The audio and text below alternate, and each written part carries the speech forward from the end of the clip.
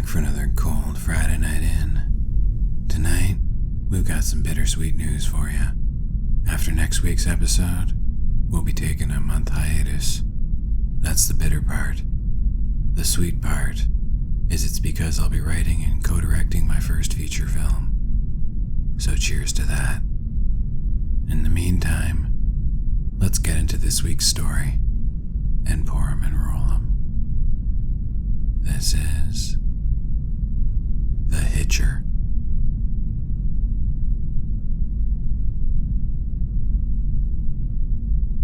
In the 90s, I picked up a hitchhiker who won't leave me alone. I was traveling through Eastern Europe at the time and heard about a curse involving a hitchhiker on an abandoned road. I was the kind of person who ran towards shit like that. I wish I hadn't. The road was on the outskirts of a town, and the locals gave me a good warning about it. The warning was simple. Once the sun drops, don't drive down Zavodska Road. I asked if that was because of looters or gangs or punk kids, but the locals said no. It was because of the curse of Avtostopnik, which is Ukrainian for the Hitcher. They warned me to not just think about myself, but also my friends and family. Don't drive down the road, they said. I was curious, but lied and said I'd take their warnings. That night, I went for a drive to Zavodska Road. On the map, it showed the road started and finished with dead ends that had offshoots left and right. Zavodska was 6 kilometers long, but a straight line distance between its beginning and end was only 1 kilometer. The road curved and swirled so much it made the length of the trip 6 times longer. I arrived at the offshoot that led onto Zavodska. The entrance looked like every other quiet country road I'd passed to get here, but this road was separating 2 sets of forests, which grew thicker and canopied overhead the further you went. I turned onto Zavodska and drove 30 feet before the road curved off to the right. It turned sharply, right again, left again, and before I knew it, I lost all sense of direction. I drove slow, taking my time as I followed the winding road through the thickening woods. After 5 minutes, I came out the other side and Zavodska ended. Either I could go left or right, but Zavodska Road was done. The locals said that driving down the road was like playing Russian roulette. People mostly got lucky, and the curse wouldn't materialize. But sometimes, if you turned your headlights off for a moment while driving, then turned them back on, it would cause the curse to manifest. I flicked off my headlights and slowly re-entered Zavodska. Without my lights, I was just barely able to see 5 feet ahead. A minute passed, then 2.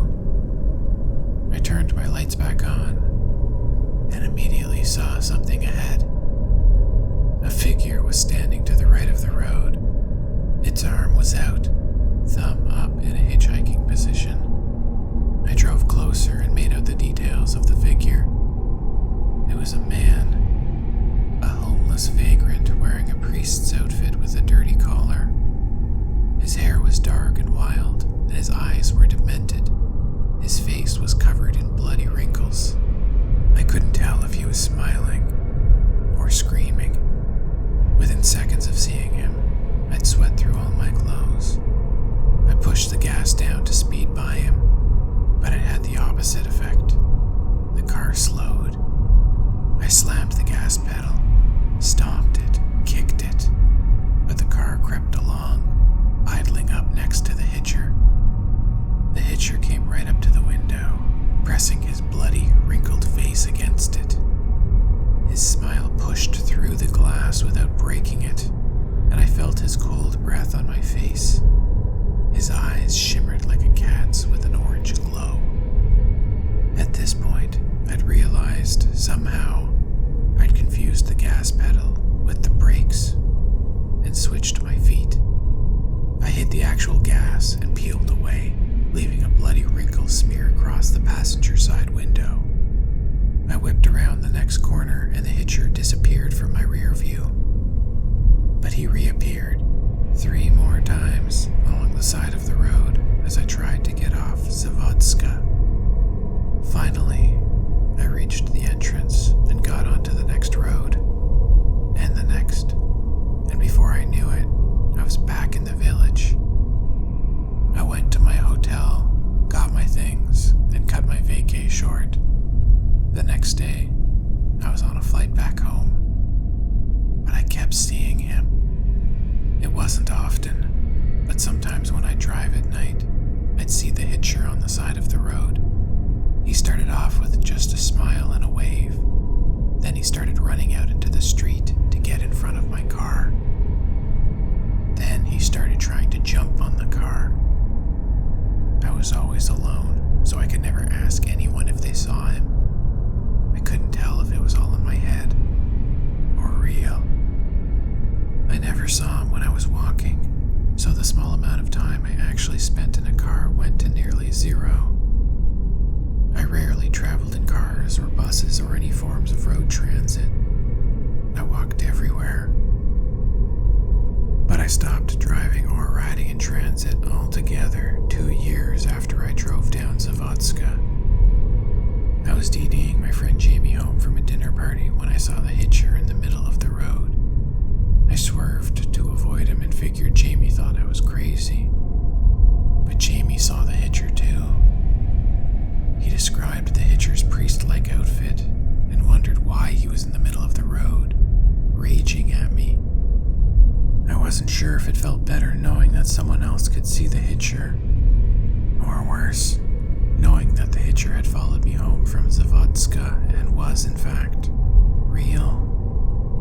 A week later, Jamie called me and told me he'd seen the Hitcher again when he was out for a drive with his wife. She'd seen him too.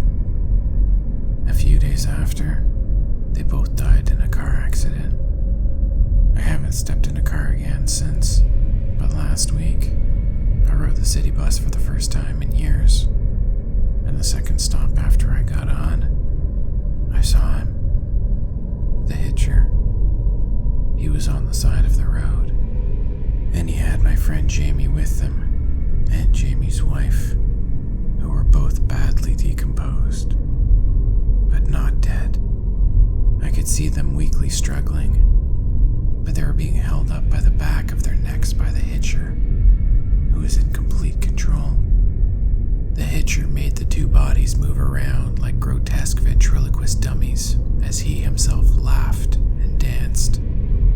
We drove past the spectacle, and I realized everyone on the bus was staring at the Hitcher too.